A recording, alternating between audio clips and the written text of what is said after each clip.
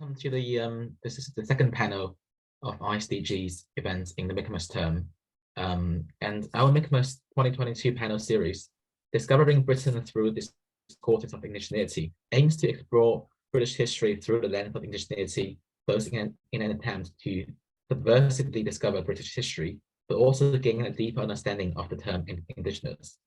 The second panel of the series focuses on the multifaceted impacts from British colonial history, both historical and ongoing, on indigenous communities across the world, and how the concept of indigeneity may or may not provide an alternative approach to gain a deeper understanding of British coloniality. For those who are joining us afresh, ISDG is a CRASSH network, research network that focuses on indigenous studies and promotes indigenous voices and scholarship in Cambridge. So today, very luckily, we have first Professor Ranajit Guha, who has been a professor of history at the University of Maryland since 1982. Having studied with Guha, Professor Price is a major contributor to the social history of the British working class in the 19th and 20th centuries in his early scholarly career. Professor Price has subsequently worked on a general synthetic history of Britain since the late 17th century, and has more recently returned to the study of the experience of empire during the colonial encounter at the frontier of the Eastern Cape Colony in the early 19th century. Professor Price, Making Empire, Colonial Encounters, and the Creation of Imperial Rule in 19th-century Africa, published in Cambridge 2008, which has been awarded the Albion Prize for the best book in the post-1800s British history, recounted the tragic story of the extension of British rule over the Xhosa. His latest book is Empire and Indigeneity, Histories and Legacies, published by Routledge 2021. And then we will have Dr. Stephanie Pratt, who is of Dakota and British American heritage. Dr. Pratt is formerly an associate professor and reader in art history at Plymouth University, UK. And she is well known for her work on the visual and museum representations made of Native Americans, First Nations, indigenous people from early contact to the present days. Her book includes the seminal monograph, American Indians in British Art, 1700 to 1840, published by Oklahoma University Press, 2005. She curated two National Portrait Gallery exhibitions, Between Worlds, Voyages to Britain, 1700 to 1850, and George Catlin, American Indian Portraits. Dr. Pratt has worked since her retirement as a cultural consultant to several UK cultural institutions and NGOs. In 2015, she was appointed to the role of cultural ambassador at large for the Tribal Council of the Crow Creek Dakota Sioux based at Fort Compton, South Dakota, where she is an enrolled tribal member. And at the end, we will have Professor Joy Porter of the University of Hull, who is an interdisciplinary researcher of indigenous history in relation to the environment. Professor Porter received the Wordcraft Circle of Native Writers of the Year Award for the Cambridge Companion to Native American Literature in 2006, and the American Library Association's Choice Magazine's Outstanding Academic Title Award for To Be Indian, The Life of Iroquois Seneca Arthur Caswell Parker, published by the University of Oklahoma Press in 2002. Professor Porter is the principal investigator of the Treaty Spaces Research Group and is currently a Leverhulme Major Research Fellow working on a new book on the environmental history of President Nixon and the Republican Party. Among her most recent books are Native American Environmentalism, published in Nebraska 2014, and Trauma, Primitivisms, and the First World War, published by Bloomsbury 2021. So first we'll have Professor Price to give a broader image of the topic, and then we'll have Stephanie and Joy to give us presentations on their own research. And we will have a panel discussion between the speakers first, and we'll have at the end some time for Q&A with the audience. Just some housekeeping things to mention. Please keep your mic muted during the presentation. And if you want to raise question at the end, you can either raise your hand and we encourage you to turn on your camera, or you can type the question in the chat. So I hand the stage to Richard then. Thank you very much, Benny, and thank you very much for inviting me. So I'm very interested to first of all encounter people who are studying Indigenous history in a way that I haven't done it, and historians typically don't do it. I'm very interested to hear the comments and questions, discussion that will follow. I come to this subject through, of course, a background in social history of Britain, what used to be called history from the bottom up, what used to be called the new social history. That's a long, long time ago now. But for me, what that meant was studying the dynamic of social relations, the contribution, the way in which social relations, the dynamic of social relations affected, influenced the process of historical change. And most of my early work was done on the history, as Benny has mentioned, to the history of the British working class from that perspective. So when I shifted to imperial history, which I'd always been interested in but hadn't really researched on, when I switched to the history of the empire, for me, bringing this kind of social history perspective meant going to the frontier. I know the frontier is a complicated notion, but going to, and the frontier is I come to understand it as a sort of fluid and moving, constantly changing kind of structure. But in any case, it meant going to, as it were, the edge of empire and looking at the imperial process and empire from that perspective. And I pretty soon sort of came to realize that, empire for me is a series of encounters, complicated encounters. And that meant obviously that the indigenous people had to be taken into account. And it was typically true, I think, of imperial history traditionally,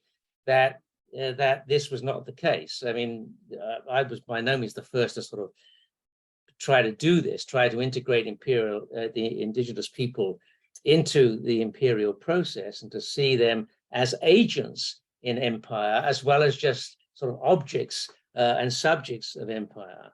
But imperial history, of course, in Britain and elsewhere, I think, generally had looked at empire from the metropolitan perspective, from the imperial perspective, as it were, and approached empire was approached historically as a process of the imperial hegemon. And I think that is still true, actually, in a lot of imperial history writings. That is what impresses people is the power of the imperial hegemon. What impressed me, looking at, first of all, the Xhosa people in the Eastern Cape of South Africa in the 19th century, and then in Australia and New Zealand, was that from the very beginning, indigenous people were agents in the whole process of empire and were intimately engaged. They weren't just being acted upon; they were also acting and within and against the empire and the forces of empire, and were in that respect sort of part of the whole historical dynamic. Now, other people do this in a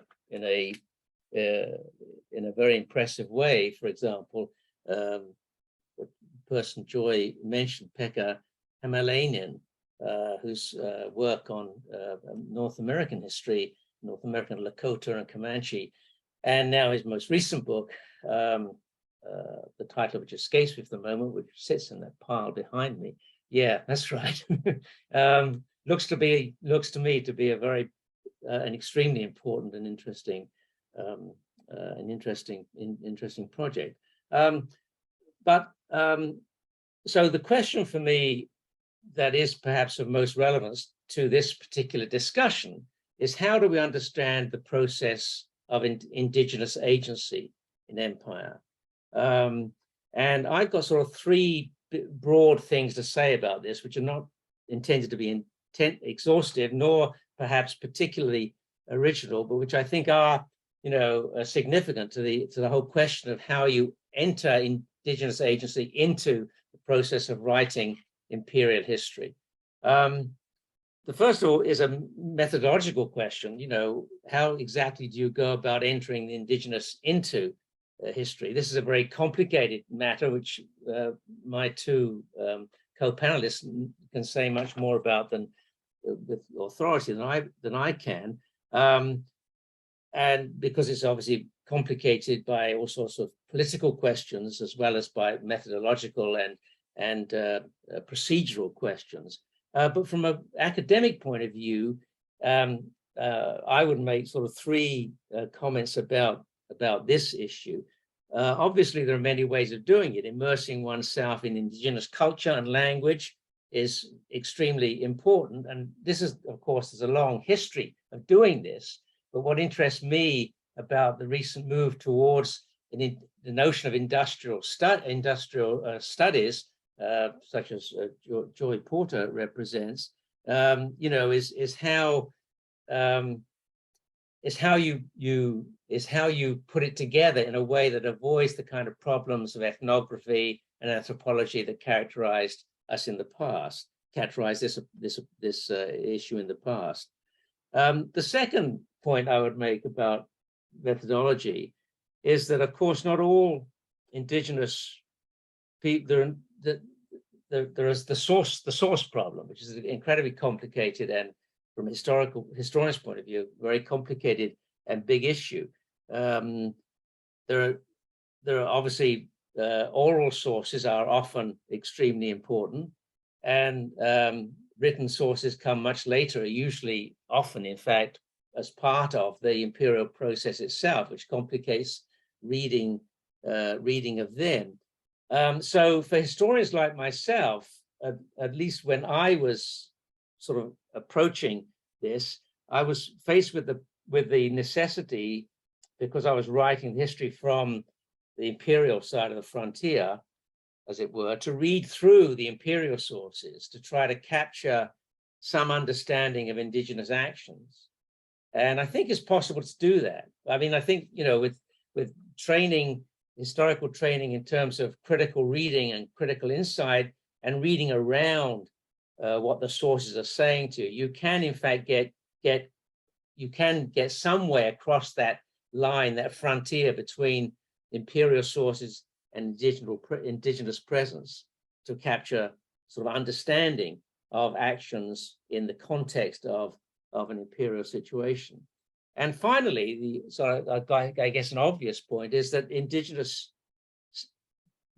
multidisciplinary approach is necessary. I mean, in my case, I did quite a bit of anthropologically based reading, but obviously you can go much further than that, literature and other subjects. So that's the value, it seems to me, of indigenous studies as a discrete subject. All right, so that's methodology, about which you could say much more, of course. Secondly, to return to my safer ground of sort of history, of understanding the indigenous in relation to empire is not captured by one set of notions. It's many-sided. I mean, the fundamental lesson that I sort of taken from the work that I've done so far is that empire could not exist without indigenous agency. Imperial historians think of empire as a product of the empire, of imperial forces. In fact, of course, in reality, empires run with indigenous involvement of one kind or another. Now, there's a whole variety of roles that indigenous people play in that process, and historians tend to oversimplify their roles, for example, as either resistors or as collaborators, when in fact there's a large range of other other kinds of involvement, and even, of course, the notion of resistance and or collaboration is one that in practice is often one finds is often collapsed. I mean, some of the most powerful resistors amongst the Xhosa people in the early 19th century South Africa were also people who were engaged in imperial processes and were willing to work with empire in the imperial presence. So understanding the indigenous in relationship to empire, which is a sort of key problem, I think, for historians, is you have to realize that the whole variety of roles and places and positions are occupied. Objects, they're objects, indigenous people are objects, they're resistors, they're negotiators, they're collaborators, they're facilitators. Just think, for example, the explorers, exploring these unknown lands. They do so because the indigenous people, in many cases, and perhaps most cases, actually show them. So it's not, the new lands are not new to indigenous people, obviously. And also intermediaries. I mean, I think the intermediary role, once empire gets established especially, is extremely important. And a lot of work has actually been done on that. So in any case, the point is, understanding indigenous in relation to empire means understanding that there's a whole range of involvements and encounters that indigenous people play. And thirdly, and finally, again, from a historical point of view, the circumstances of imperial encounter produce different historical structures of these relationships over time. And historians typically, perhaps, I think it's true to say, tend to have a teleological view of empire, that the imperial process, as it kind of reached its fruition in the British case in the late 19th century, was implicit from the very beginning, from the first encounters in the 17th century or even earlier. And I think that's not the case. In other words, I think that the historical structures of these imperial encounters change over time. They're not the same throughout history. It's dangerous to read into them, to read into them looking back. You have to get behind the sources, at least in some cases, at some of the time, and see where it's going, where these people thought they were going. So there are very different sets of social relations characterizing the imperial encounter from the mid-17th century, for example, I think, until the early mid-19th century. In North America, in other settler colonies in particular, you can find this. So these social relations in this particular moment, in that particular historical period, are very different from those that emerged in the later 19th century and to characterize the era of high imperialism. So it's important to realize, as I just indicated, that these structures were historically determined, they're not teleological, and that that perhaps is an appropriate place for me just to end here, because I think that that's an extremely important sort of notion to keep hold of when you're looking at the relationship between indigenous people and the imperial process and the growth of empire. So that's what I have to say.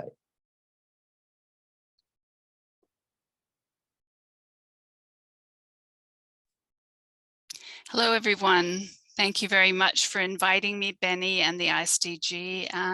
Chante Washte Chiujapi. I thank you with all my heart, and Wopida to everyone for coming. I will share my screen now. Hopefully it will work. And then I always talk over just so a bit of a voice. I would like to introduce myself as a researcher of the visual image of indigenous people over quite a long historical period, from the early times of 1500s up until the 19th century. So what existed when I began researching was a kind of, again, a kind of teleology, or sort of a binary of the noble savage versus the ignoble savage. That was and often was applied to many historical views and representations. So not many historians at that time in the 1980s, early 90s were able to see each image as a form of mediation. They read them more likely as illustration, or able to shine a direct light on past events and peoples. And I think that this is still a problem in interpretation. Images are not worked on for themselves as much as they need to be. So during my research and subsequent career, I began to distinguish at least 3 other major interpretive strategies to further elucidate some of the meanings that, just trying to see if I can advance this. I'm not able to advance my slides. Does anybody know how to quickly? I don't. Oh, this is annoying. Okay, so I have to get out of there. So I have to advance my slides or just show you the screen without. Okay, let's try this one. Okay, so I was able to distinguish these other kinds of formations. So what I thought was interesting from a Euro-Anglo-United States viewpoint, so let me emphasize this is always from the outsider, you know, someone looking at. So the allegorical image was one that I really thought was very important. And this usually came from those figures which stood for the whole of the continents of the Americas. So they stood for all of the Americas. And then there was sort of what I would call historically contingent images, you know, made due to some of those things that we talked about, encounters and entanglements, negotiation, exchange, trading relationships, war and peacemaking, etc. And then the final one was the anthropologically, you could look at the images through a lens of anthropological understanding or ethnohistorical understandings, comparative ethnologies. So I felt like this kind of thickened up what we could say about an image. It wasn't just noble, savage, it was something was going on in each of the different images. So I'm sorry I have to put the sidebar on, but I never know how to do this. Anyway, so let's just quickly go to, you know, I wanted to see these things in these different lights. So although they're not completely distinct categories, a certain amount of overlap and combination does exist when you're looking at any one image. Images can draw meaning with one single image. So that examining British colonial history through the lens of indigeneity is particularly relevant to the visual image, insofar as images may be said to instantiate competing visions. So I'm going to take 5 different images, if I can get through all of them, from the corpus of Native North Americans in art to explore these 3 important related concepts or contexts for interrogating the image: the allegorical, the historical, and the anthropological. So I'm starting with the allegory because this one is by far the largest category. It's just in terms of amount of imagery, the number of images with allegorical content outweighs both of the other categories during my research. That's what I found. And perhaps this can be explained by the still current problems of misrepresentation and branding, which exist in modern media and popular culture. It's always been the case that, quote, dressing up an Indigenous person or putting on a feather crown has been the dominant mode of visual representation for those in the West, I mean, particularly Europe. I think we're still somehow suffering from this kind of way of looking at things. I mean, only just recently, the Exeter chiefs decided not to use the branding of the Native American chief as their figure. So that was just happened last year, I think. So, so I want to see that the roots of this go far back into the earliest histories of contact between Indigenous Americans and newcomers. And I'm showing you the personification of America from 1588 to 9, engraved by Adrienne Collard after a design by Martin DeVoe. So I mean, there's a lot one can say about this image. I've kind of clipped it, so I'm sorry. You know, it's not something I want to spend a lot of time on, but I feel like there's something in the way this image works, which shows how much Indigenous Americans weren't really looked at or engaged with, at least in this era. That Renaissance and Mannerist art theory conceived of allegory as a rhetorical means to depict complicated or historical themes in composed and coherent figurative arrangements. So the idea of like making sense through the graphic image.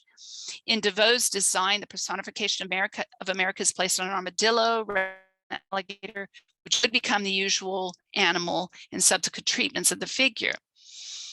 But what Collard amplified in allegory is this sense of the image doesn't isn't really contained in the figure. It sort of spills out into the background. So you see in the left middle ground a naked man butchering the remains of a human body on a table using a similar axe to the one held by the America figure, while a naked woman roasts a human limb on a spit.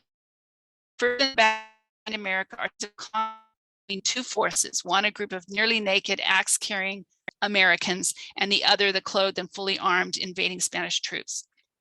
Now, what I see in this is that there's an odd structure to this image. It's structured through her figure and the way she's sitting and her arms. So if we look at art theories propounded by Karel van Mander in his Het Schilderboek in 1604, Netherlandish art would be called doorsijn, or a view through an opening arranged rhetorically in a composition for the viewer's clearer understanding of the relationships between all the objects within a scene and how they relate to the main figure. So the doorsijns in Collart's print exist on either side of America, who lifts each of her arms to reveal the composed scenes of conflict, destruction, and horror. So in the Latin inscription, this sort of encapsulates it. So at the bottom of the image, the Latin inscription says, "That land, long unknown to our lands, recently became famous far and wide for her gold-bearing veins. With her entrails defiled by the human entrails they contain, America brandishes her death-dealing club." So a way of kind of encapsulating, making coherent, making almost a reasoned representation through this allegorical theme. And for me, that on what Indigenous America really is. So I want right now to turn to the next few slides, which I'm going to be looking at the visiting Indigenous delegations. Try to keep a track of the time here. So what we have first is, I want to look at, there's an image made by Sir Joshua Reynolds of what he called the King of the Cherokees, which was what he wrote in his copybook in 1762. That he was painting a portrait of the King of the Cherokees, but we know now this is a portrait of Ostenaco, was a leading warrior in one of the towns, upper towns of the Cherokee at this time. Now, Native Americans and First Nations delegations to the British court date back to the early 18th century, when competition with France and other European powers required Britain to forge alliances with some Indigenous American communities. We're unsure about how to register these delegations. What mode of visualization was most appropriate? Seigneurial Reynolds versus, quote, the prosaic print, which contains the most useful historical evidence? For Reynolds' portrait of a Cherokee leader, these questions are significant. However, not much is known about this picture's genesis. Was it a commission for someone? We know the second Earl of Egremont was a sponsor for the Cherokee delegation in 1762 in his role as Secretary of State for the Southern Department, which included the American colonies from 1761 to 63. Could he be the reason the portrait was made? Reynolds had not yet become one of the leading portrait artists of his age at this time, but he was on the brink of it in the 1760s. Perhaps one can speculate that it was something of a failed attempt to capture Indigenous American features. It was not on the radar even of those writing the most, and as such, not much research has been undertaken or had been undertaken at that point. However, it might be that at its creation, such a work, quote, failed to signify to its audiences, as it could not adequately capture lasting meaning for its subject and the sitter. Ostenaco was described by contemporary viewers in London with blue markings on his face, which looked like veins under the skin. Perhaps tattoos. It reminded them of that of the Marquis of Granby, another military man who sat for Reynolds. Were they grasping for a better understanding of an unfamiliar person or sitter? Okay, next, I want to turn to an earlier set of portraits, but one in particular, that of a man known as Brandt, and his native name is Saga Yank Wakarantong. So it has an anglicized version of it. So this is one of a set of portraits by John Verrells commissioned by Britain's Queen Anne to be taken of each of the 4 delegates of a Mohawk and Mohican diplomatic mission of 1710 sent to London from Albany, New York, which was then really quite an entrepot and center for all kinds of colonizing activities. I even think kind of pre-imperial. I mean, if you don't, this is like my big bugbear with historians. Oh, the empire didn't exist before the 19th century. And I see what they're saying. I get their argument, but I really feel like the pretensions were too imperial, and that this portrait is very much about that. So the Mohawk and Kanyenga were one of the original members of the member nations of the people of the Longhouse, or the Haudenosaunee, the Seneca, Oneida, Onondaga, Cayuga, and Mohawk, who over the course of the 17th century were the middlemen in the for control of the fur trade, and thus it gained much political clout during those years. Now, if we think about the allegorical versus the historical versus the ethnological here, in one sense, the taking of an image constitutes evidence that these delegations were taken seriously and held a sort of official status for those at court, at least. But we can see in the image a registering of the struggle artists in Britain had to make sense of, interpret their sitters for viewers. Here, one of the so-called Indian kings, a terminology harking back to the allegorical figure again, is shown with tattoos and a totemic animal at his feet, again raising the specter of creating this kind of allegory or symbol of the whole place within the figure. But he's shown with very elaborate tattoos, and it's very could really go beyond a superficial depiction of these elements of the tattoos and the other markings. But from an indigenous perspective or point of view, they do introduce an alien or other unfamiliar cultural practice within a standardized Western form of the portrait. They speak out. To me, they yell across the picture surface that this is not your usual portrait. So this is an extraordinarily strong and static figure facing us straight on from the canvas and displaying his notable features. And these impressive and elaborate tattoos on his face and chest, and alongside with his darker skin and dark hair and his very differing accoutrement to English eyes, mean that there's an instability in this picture. These markings are still the subject of much investigation and debate as to their significance and meaning. The image, these and other signifiers of indigeneity are held at a distance, enfolding them in a rather standardized and easily read portrait structure.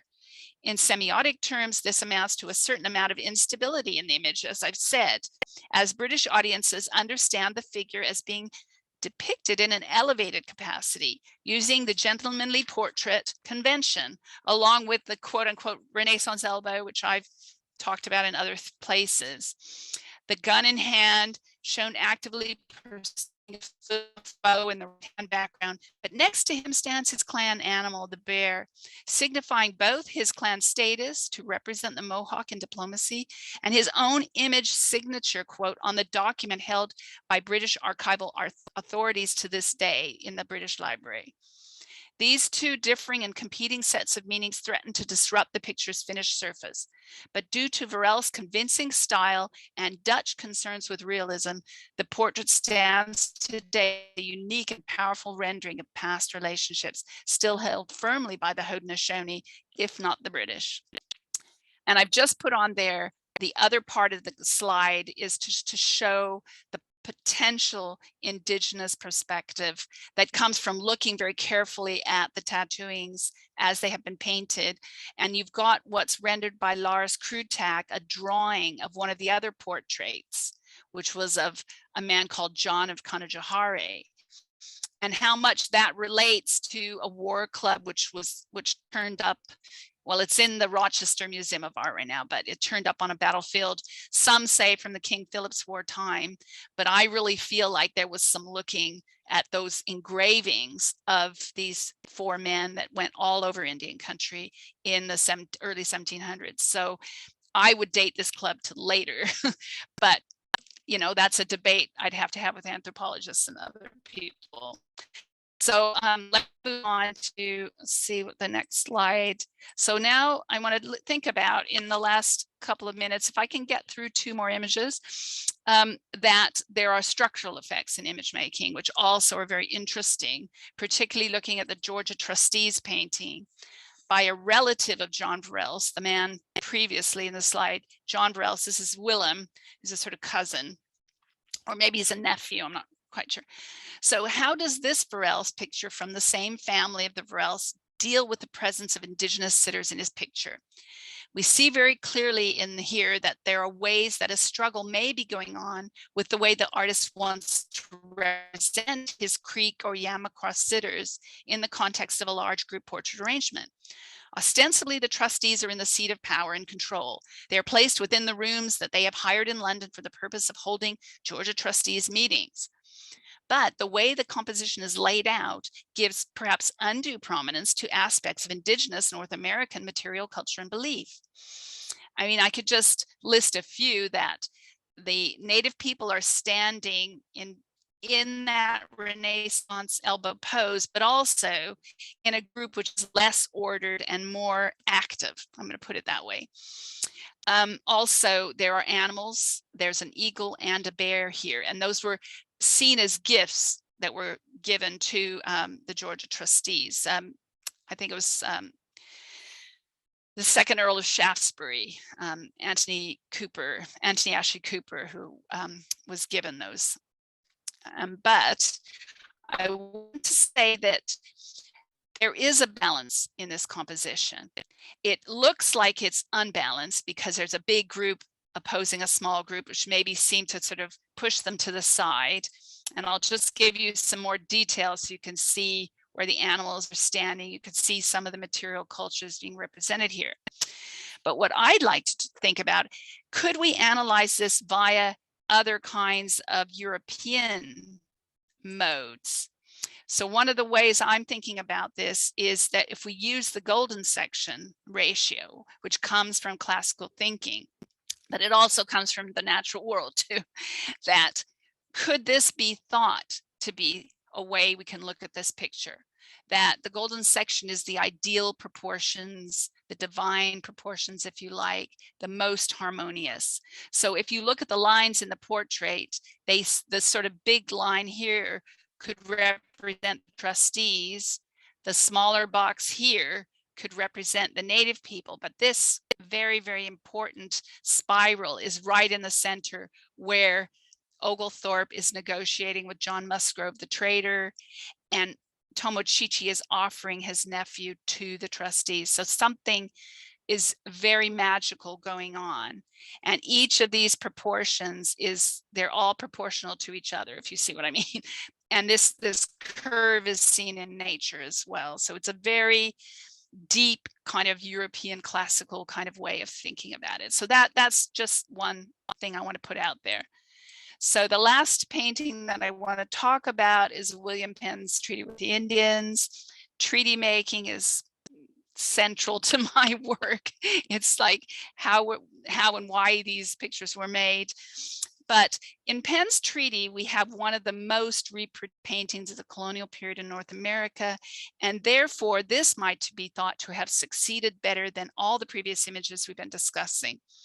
It was West's second grand style modern history painting, and you would see here figures that, because they're modern, they're wearing contemporary items of clothing, not back in the classical past. So that's what's modern about them. But in fact, the figures here are wearing items of clothing from the 1770s, particularly the figure of William Penn. So I'll go to William Penn is wearing contemporary to the Penn family, who were descendants of William Penn, not the William Penn of 1682 when the treaty is going on. So Thomas Penn, the son of Pennsylvania colony's founder, the Quaker William Penn, commissioned this work, causing some scholars to see it as a form of political manifesto, clearly executed to highlight a heroic Penn, the founder, whose morals were unimpeachable. Pennsylvania colony, as its founding narrative goes, could not be established peacefully until the Quaker leader could enact a treaty of friendly relations with the local Lenni Lenape headmen. An agreement said to have taken place underneath a large elm tree at Chacamaxon inside present-day Philadelphia city limits. But this isn't the main scene that West delineates here. The artist has not given equivalent negotiation status to the indigenous peoples, nor has he addressed the issue of their rights to the land, which they held and occupied since time immemorial. And how we could maybe view that from a Lenape perspective by viewing the wampum belt, the Penn wampum belt, which is another way of showing the treaty. So we hold that against the picture. But West's picture sidesteps the treaty and instead focuses on future trading relations, building up of colonial structures. We see the indigenous people gathered on the spot and arrayed in their most distinguished modes of dress and wearing what looks to be important ceremonial and council house regalia in several instances. The careful depiction of certain forms of indigenous dress and the regalia of the gathered chiefs, in fact, draws attention away from the central action. The gathered chieftains are individuals, whereas the Quakers appear somewhat as a mass of figures, unified in their clothing and general society. And in some way, this reminds me of the trustees picture where they're very static and the native people are more active. West picture simplifies for viewers what was in fact a layered and complex colonial history of Pennsylvania. He does this by creating a naturalistically painted space in which differing cultures can be shown coming up against one another along a visual but transparent frontier or dividing line within his work. Hence, we see that the two halves of the picture can be compared with one another to the detriment of the indigenous people. Following the light source from the painting, which comes across the left-hand corner of the picture, providing illumination for the Quaker group, then shedding light on the meeting of the two groups, soon starts to run out as it reaches the right-hand side of the painting, giving out completely on the right-hand side in the darkened forest scene, as one's eyes come to rest on the wooden sheltered dwellings, supposedly of the Lenape and other indigenous people. In doing this, a clear scale of imagined progress moves from the right side of the picture to the left drawing, such that the indigenous space and dwellings are less developed and enlightened, but that Quaker and settler spaces are more active in the buildings going up, the trading relations being cemented. It's an early form of what will be termed later in written words as manifest destiny, or the process was in motion, causing dislocation and decimation of indigenous peoples along the frontiers and voiced as a means of rationalizing the domineering practices of colonization and settlement. Now, I could leave that there as kind of that's it, but I don't think that that's how I do want to leave it there, because there is indigeneity here. And all of this would tend to support the idea that this image is a propaganda piece, which indeed it is. However, West was at pains to represent aspects of native and indigenous cultures accurately, or at least in his terms, which means that the dress, accoutrement, and other items of indigenous material culture visible in this painting can in effect live their own lives. They are contained in West's designs, but insofar as they constitute a true record, they offer entry points into other contexts and concerns. They can be used to read the image against the grain, peopling the composition with tokens of a different worldview and a different understanding of the exchange West depicts. And I just saw an image of a Ojibwe leader of the 19th century and how similar his headdress is to the one in West. This is nearly 70 years later, or no, not 70, about 50. So it's interesting how West somehow has managed to get that. And he did have artifacts in his studio from William Clarkson. So there is the idea that he actually had items to look at and try. So my summary is that as much as I see the structural relationships, I also see the indigenous voice very clearly and beautifully expressed in some aspects of these pictures. So thank you very much for listening.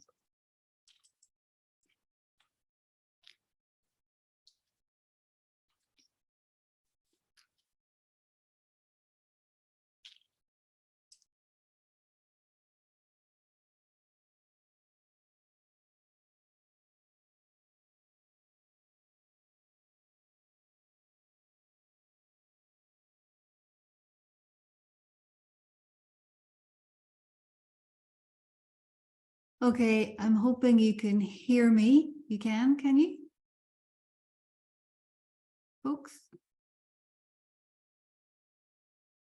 Yeah, we can hear you. Oh, great. That's wonderful. So my name's Joy. I'm Irish. I'm not Indigenous at all. Although listening to Richard, it made me think, are the Irish Indigenous? And I had a look online and I'm still not sure what we could be called Indigenous to. I do know that we were colonized before and coterminously with Indigenous North America. So anyway, what the type of research that I do is very much applied history that tries to use the past to inform the now and the future. So for that reason, I co-lead with Dr. Pryor the Treated Spaces Research Group, which looks at treaties and their valency across the world.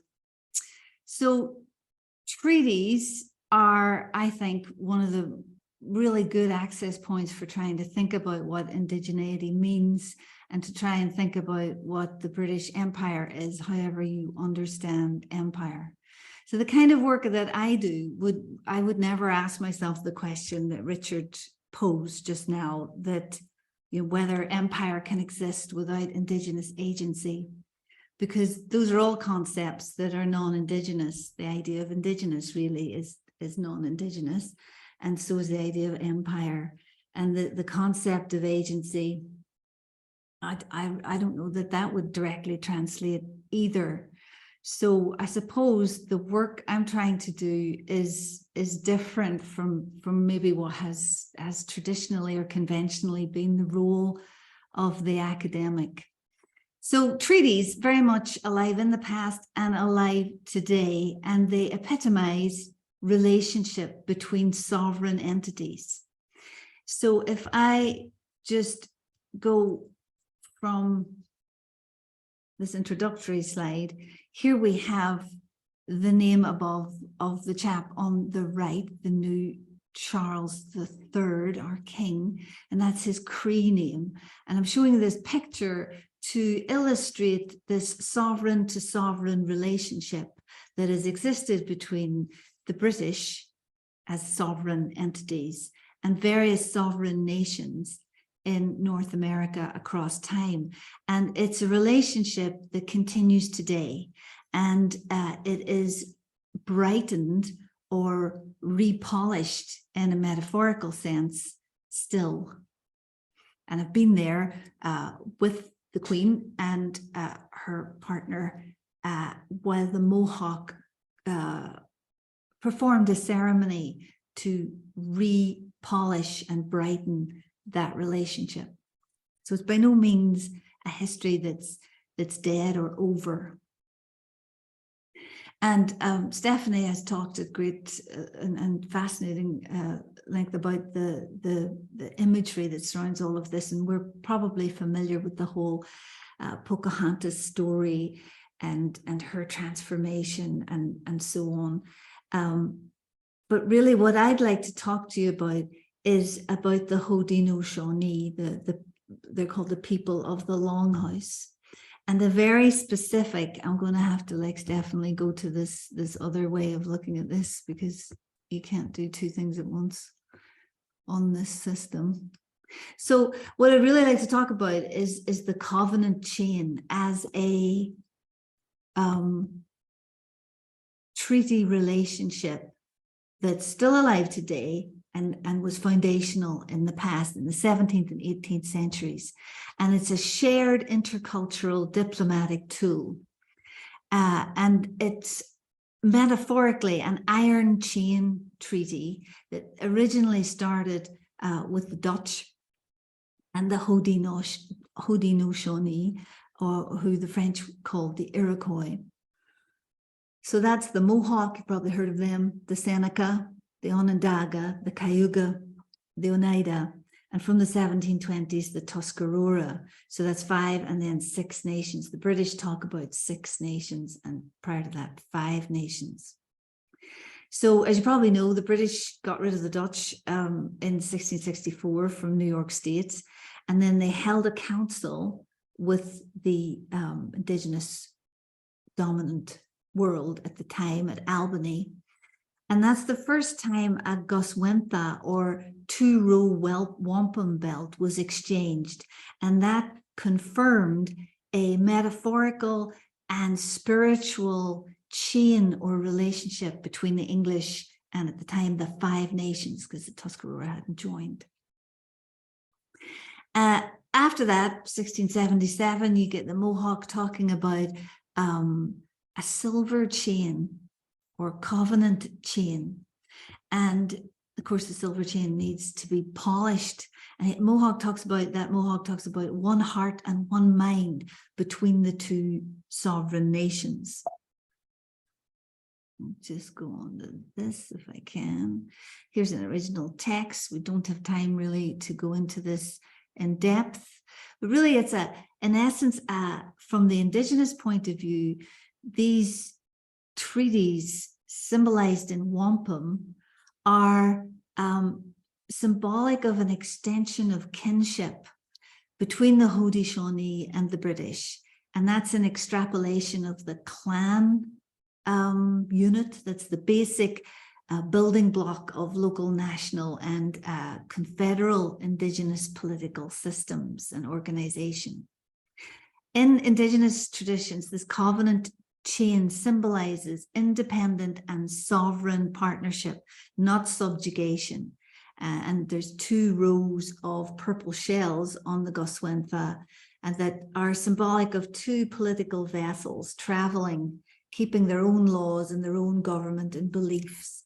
And that relationship requires brightening over time. Now, all this really mattered a great deal in 1763, whenever there was a proclamation that created the first frontier, to use a term that Richard also used, where the British and made this just and reasonable proclamation that Indigenous people should be protected by the British. And there we have the Treaty of Niagara wampum belt, which is very important in Canadian politics. Which I just don't have time to go into all of this in great depth, but I could have done. In present day Canada, in Ontario, you will find things like this Royal Chapel, and this is Queen Anne's communion silver that was gifted to the Mohawk, and symbolic of that ongoing sovereign to sovereign relationship. And the Mohawks themselves built this chapel essentially to house all the gifts and gifts of great significance across the Haudenosaunee Confederacy, gifts given to them and exchanged with the British. Now, I'm going to make this play so that I can play something. Okay. Now, you might think, well, okay, all these old treaties, what do they really matter today? But the British benefited from Mohawk military and other diplomatic support prior to them losing American territory, and consequently shifted the Mohawk up into their other real estate in Canada. If we shift forward to 2022, that royal proclamation that I talked about, that said, if at any time any of the said Indians should be inclined to dispose of their lands, the same shall be purchased only for us in our name at some public meeting or assembly of the said Indians. So a protection of a kin sovereign entity. That was used just last month to get land back for the Mohawks of the Bay of Quinte. And I'll just play you, if I can. The Royal Proclamation of the 7th of October 1763 requires that if Indians want to extinguish their rights and titles to land, that there has to be a public meeting called for that purpose, and the Native people have to give their consent. In this case, there never was any public meeting, and there never was any consent. The land was taken from us through illegal means, and so for that reason, the Crown accepted the claim for negotiation. And so today, Canada's policy is willing seller, willing buyer. So there was a willing seller and a willing buyer. And so there was almost 300 acres, 299.4 acres or something is coming back to the Mohawk Bay City control. But again, we've always held that this land is ours because we never surrendered it. Right. So we've been working closely with the Mohawk and the larger Arts and Humanities Research Council grant that work is part of. We're really honored that a member of the Haudenosaunee, the Cayuga, has made the grant itself our own wampum belt. So this is really to show you that these traditions, these political and metaphorical relationships are far from simply confined to the past, that kinship is still a key form of diplomatic agency alive today. And it's really important. Wampum is still important today. This is a friendship belt. And when hands are joined, it's a symbol that both sides are speaking truth. So I know we don't have that much time. There's one last thing I wanted to show you, which is one of the really interesting things that's come out of the grant that we've done. We have a wonderful digital output that we're doing with King's Digital Lab, but also we're very into sound as a research group. And that's not surprising because we're dealing with oral cultures in the Indigenous world, disproportionately oral cultures where knowledge, meaning, history as understood is passed down orally. So we've made a soundscape with the Mohawk, and it's absolutely fascinating because we made it in a place of great significance, which is Johnson Hall, where an Irishman called William Johnson acted as a cultural broker, I suppose, having been very brutally colonized himself, ends up being really extremely powerful in Canada and in the Northeast. And we worked with the Mohawk, who were very keen to see this treaty and this language and this relationship between the British and the Mohawk brightened or polished or reinvigorated. So our research project's called Brightening the Covenant Chain, and we're all about reinvigorating, repolishing, making again right relationship between the British and the Haudenosaunee, and the Mohawk are a key, as I've explained, a key element of that. So I just want to play you a teaser from a much longer soundscape that we've made. And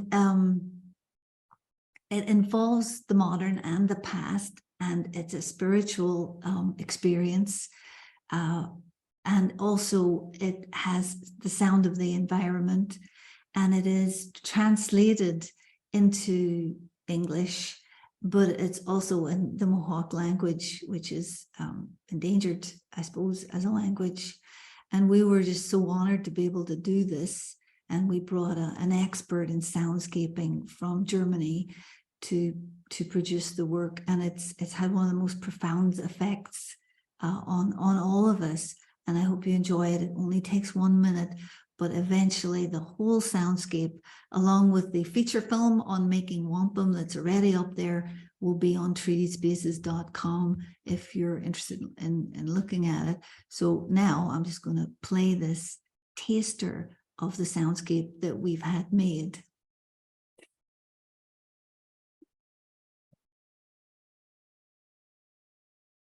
Well, we got some homework.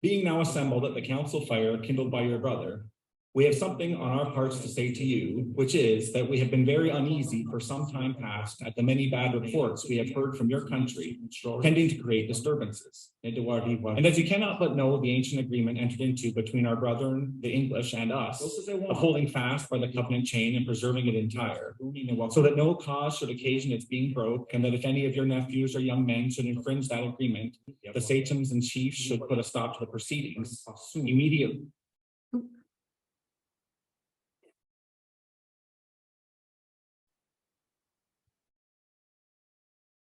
Well, My apologies, I have accidentally stopped that, but I think you get the gist.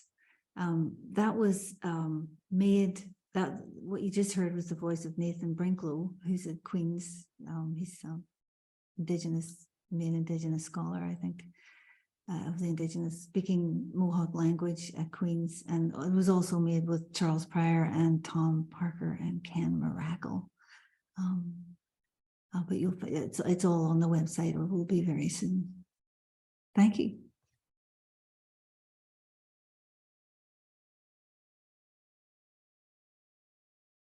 Thank you, Joy, and thanks, Stephanie and Richard as well, for such fascinating presentations on the topic. You led us through a tour of different perspectives on the topic, from the methodological concern to a range of different source materials, including the visual and audio. And I think, Joy, your last points on how these sort of historical entanglements can still be turned beneficial to fight for English right in our own time. That's a very relevant point, which leads us to our next panel on the 23rd, which focuses on the present image.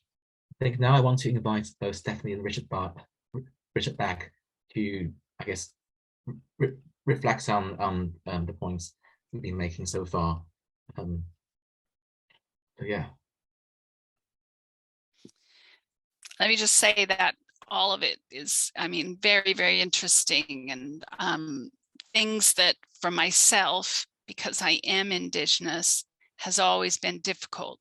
Just that the expression of what happened can even, I don't know how to explain it. And I know, Joy, I've said this in other conferences, and I know you've heard me, that when you're researching yourself, there can be a power about it, but there can also be a lack of power, or something about in academia that being able to speak as Indigenous was very hard, you know, over the course of my career.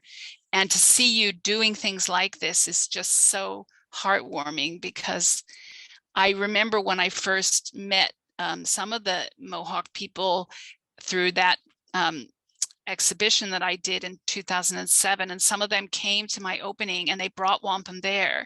And I know that, like, Ruth Phillips is there and she's taking loads of pictures, and you know, it just had never been done in 2007 to have anybody at an exhibition that wasn't some art historian or something, you know.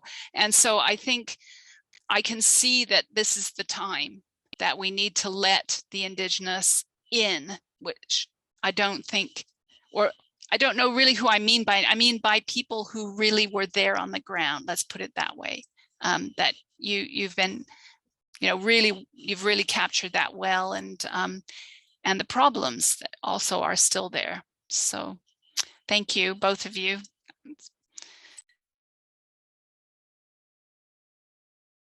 Yeah, thank you. From my point of view, it's very interesting to hear my two colleagues give their perspectives on these issues, because it is clear to me that it is time, well past time, for the Indigenous voices to be heard.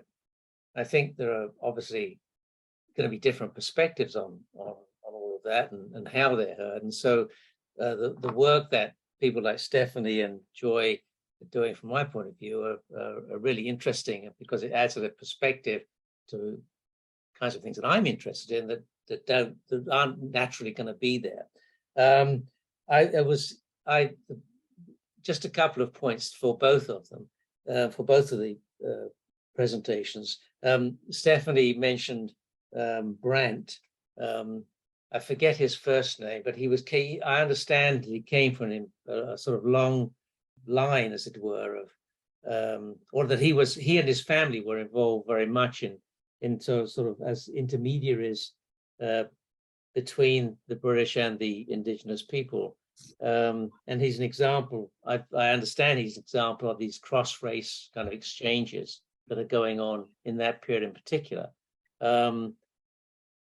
Before, in other words, the racial lines became closed down and fixed, there was a great deal of instability. You referred to instability in terms of the art. Instability in terms of these cross-race relations seems to me to be important characteristic of these early stages of this early phase of empire. And I just wonder whether there's any difference between the kind of analysis that you can make of Indigenous people how Indigenous people are represented in these paintings of that earlier period with representations in the paintings later period. I mean, you made the point about the early ones. It was very interesting to me that these power relations are very complicated, represented in a more complicated way than one might expect. And for Joy, the question of treaties is clearly critically important. I mean, work is being done by a colleague of mine whom you may know, Elizabeth Elborn, from the Canadian point of view. But there's also treaties. So treaties are absolutely, one could talk a great deal about the importance of treaties in terms of Indigenous sovereignty, Indigenous relations with imperial forces. I mean, even the presence of treaties is important. A simple fact in Australia, the Indigenous imperial relations and Indigenous Australian white relations are now have been shaped critically by the absence of treaties and the absence of any treaty between Aboriginal peoples. With one exception, there was an attempt to make one in the 1830s, but it collapsed.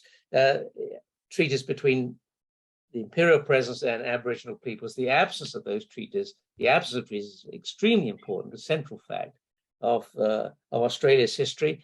And by the same token, in the case of New Zealand, the presence of a treaty has been, problematic over time, but has remained central to Maori Pākehā relations.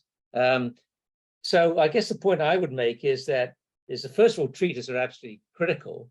Secondly, there's always a question as to their effectiveness and the way in which they're in the case, for example, of the 1763 proclamations, quite a bit of legal discussion about the significance of that. And of course, historically speaking, it was a proclamation that was honored more in was not honored when underground, as it were, in terms of legal history of Canada in the early 19th century, revived in the mid 20th century over some very interesting cases that involved Indigenous actions such as hunting mallard birds. This was illegal according to settler parliament action, but it was permitted by the treaty between the Dane people and the British in the early 19th century, and that a legal case around that actually began to open in the 1960s, began to open up the whole question of the place of these treaties in terms of indigenous sovereignty. So treaties are absolutely critical. They're more critical in some places than in others, and they're very different. Obviously, the configuration is very, very different. I mean, in the United States right now, for example, we're facing the prospects, you may know, of the Supreme Court undoing the work of the treaties of the American Indian peoples. Even though those treaties themselves have been terribly problematic, they are critically important for indigenous Native Americans in terms of their sovereignty. The Supreme Court has a case right now, the details of which I don't fully understand, but which has the effect apparently of threatening to pull the rug out of the definition of Indian nations as sovereign nations. So yeah, treaties are extremely important, but they have often a very complicated kind of history, and their presence today in New Zealand, in Australia, and in Canada is an indication, is a reflection of the sort of continuities in terms of these issues over long sways of time. So thanks very much, actually, Joy, for bringing that to our attention. It's very important, I think. Daphne, do you want to respond there first? Yeah, I mean, I think when you mentioned Brant, I think it's not certain which of the four members of that delegation were Joseph Brant's relations. And Joseph Brant's mother married into, and so they didn't necessarily come from leadership or from clan leadership. So he was always a kind of a peripheral figure in some ways to the greater dynamic of politics. But he obviously, in his relationship with the British, really did place himself, in that kind of intermediary space, and he was a translator. So yeah, if we think about those 1710 portraits, and then when Brant came, Brant was able to understand all of the complexities of identity formation. Elizabeth Hutchinson has written a really amazing article about that, so I didn't really want to repeat what she said. But, some of these Native people really did understand that they could draw on this older traditional diplomatic kind of thing, but also on more of the fashionable part of London, and how dressing up again was something that was being done all through the 18th century. And Native people understood that and could sort of play with those different identities themselves during that time. It's all part of that negotiating, but it's an act in an agency, essentially. So I don't know if that answers what you're saying, but thank you.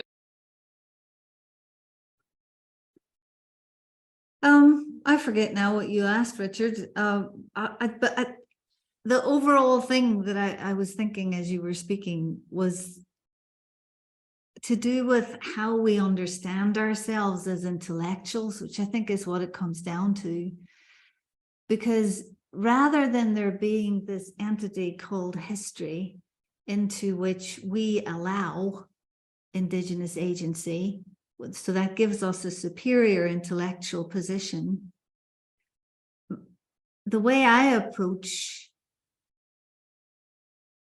intellectual endeavor in this regard is more like I'm the person who has things to learn from the Indigenous world. White people were called little brother because we did dumb stuff, like we didn't know how to live in symbiotic relationship with our environments. We still don't. We didn't know how to form and retain peaceful relationships across time. We didn't know how to confederate. We didn't know how to have ongoing peace between the genders. which, you know, both actually the Irish and the Iroquois are matrilineal societies with, you know, clan mothers who have veto powers and great agency within political life. So I think if nation states at the minute and world politics are, you know, they're a bit like on your phone when everything's shaking and you can move your phone around. I think the discipline of history is in a similar period of transition. And if we are to have a right relationship intellectually about understanding the past, we need to do more than simply allow agency, which I suppose my really dear colleague, Pekka Hamalainen, is doing beautifully in here. It's allowing agency. But I think there's a step beyond that where we realize that we have more to learn than we have to teach on multiple levels, which is a shocking thing to say in many ways, because history as a discipline has a history. It's predicated on the written word. And as I say, we're dealing with oral cultures. So we are trying to ram two things together that don't necessarily fit. And it will never be easy to do that. So that's a big conceptual point here. And that's why the work that I try and do is always by reciprocal agreement and has to have actual use on the ground today for Indigenous people. So that has to, I think, be the direction of play that we go in the future, because the days when we could write about empire maybe are numbered in the sense that the empire, it's not that it cannot hold, but it's in a period of change, and empires geopolitically are changing. And I think ultimately we'll be forced to reckon with that, if that makes sense, what I'm saying. Can I just jump in here, Joy, just really quick, because what you said really triggered in me that when I was reading about the great law of peace and power of the Haudenosaunee, that I didn't realize how sophisticated a group of people could be about how to make peace. That, you know, I imagine people sitting around a table in the UN, creating the UN or doing the Treaty of Versailles or whatever. And it just wasn't like this with the great law of peace and power. And actually, it's so deep that the person who taught me was Shelley Nero through her work on Kissed by Lightning, particularly that film. So, you know, listening to what she has to say and the way she represents it in her paintings is definitely the way I would recommend. And the whole of society should be listening to this, because it is a plan. It's a way to make peace that we haven't figured it out yet. You're right. And I think that, you know, for humanity's sake, what you're doing is just amazing. So more, that's what we want, you know. Yeah, I mean, I think, well, I think there are different things going on here, as it were. I mean, I think the advantage of, or the virtue of what the argument you're making, Joy, is that, of course, there's different perspectives from different groups. Indigenous people have things to teach us. It's very clear that that's true in terms of land use, for example, in terms also of, I'm sure, aspects of social relations. And it's important to listen to different voices. I would argue that there's a distinction between that, however, and the writing of history as an academic discipline. Because the issue that you touch on, in a way, is an old issue. Can there be any objective history, or are you always writing, you know, the history subjectively? I don't think that. I think that it's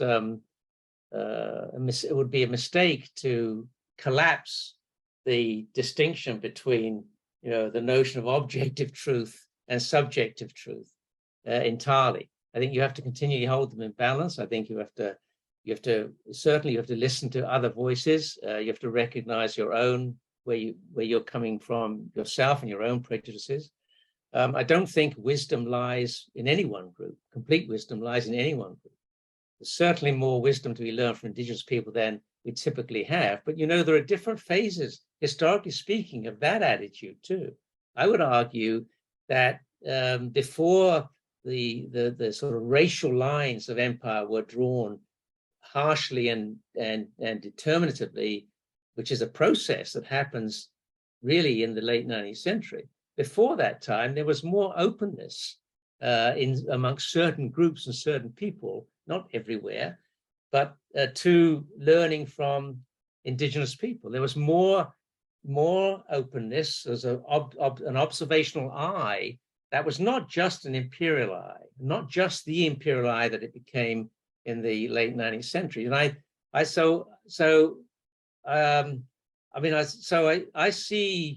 see these kinds of issues as having a history of their own too, not just being, a product of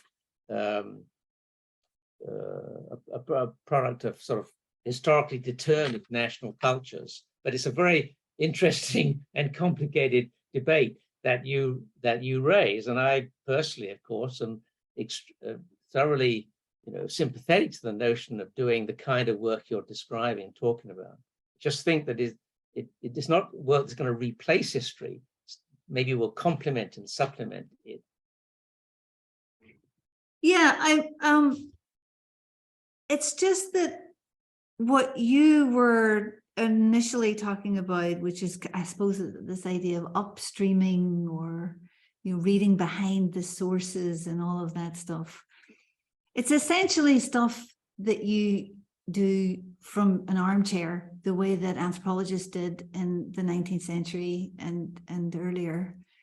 You don't have to actually sit with an elder and learn something and go into that space where you're not in a dominant position, where your comfortable categories of subjective and objectivity can be challenged.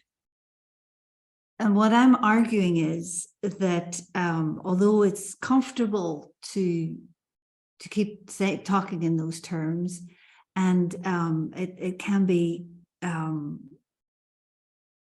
it can charm us to constantly say, oh, we're expanding the Richard White kind of middle ground infinitely, and we're letting little bits of Indigenous versions of the past or Indigenous voices come in, sprinkling them like a garnish. What I'm suggesting is that we're at the beginning of a process that'll be a much more fundamental change in how we approach history and approach the past. And I find it's really interesting that this is happening at the same time as there's this digital revolution that is changing how we use media and how we communicate and how we exist. I think this is a time of enormous change, and I think the discipline of history cannot escape that. And if you allow the previously subaltern not just to speak, but to think and have true agency in terms of how the conceptual universe is understood, it will be much more transformative than maybe we've been used to. That's what I'm suggesting. But maybe we should listen to the younger generation and see what they think, because they may be ahead of us.